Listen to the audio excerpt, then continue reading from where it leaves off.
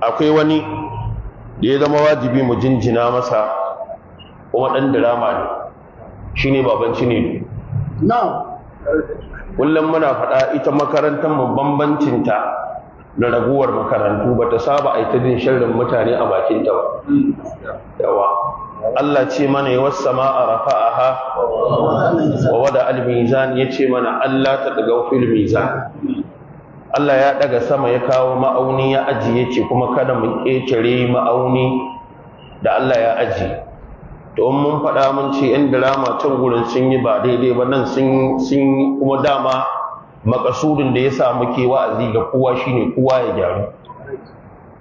To ana nan sai Allah ya kullo da shi, kuma wannan gilashin da yake sawa rafke ke ya ci gaba da rafka gilashin nan, ya ci gaba da rafko musu dalili, sannan wannan nadin da yake ya ci gaba da yin kayansa.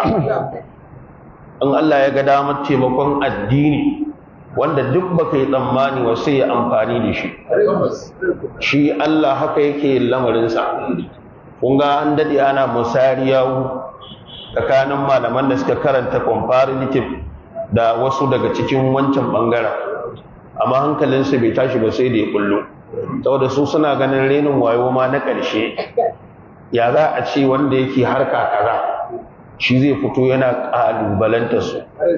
Wannan abin da yake yi wallahi muna masa addu'a kuma muna tare da shi 100%.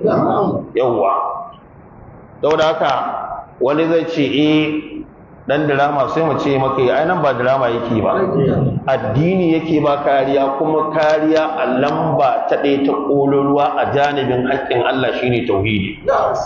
To a wannan janibin muna tare da shi. Abinda mutane ba su gane ba, annabi ya ce mana ai aure a yayyafa, kuma zan yi alfahari da yawan gobe alkiyama.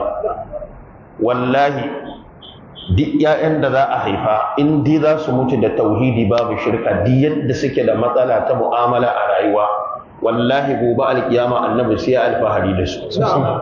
A fahimci gara wanda ya cuce ka a harkar duniya da wanda ya cuce ka a harkar addini. Da wanda ya cuce ka a harkar duniya in kun je lahira Allah zai hisabi.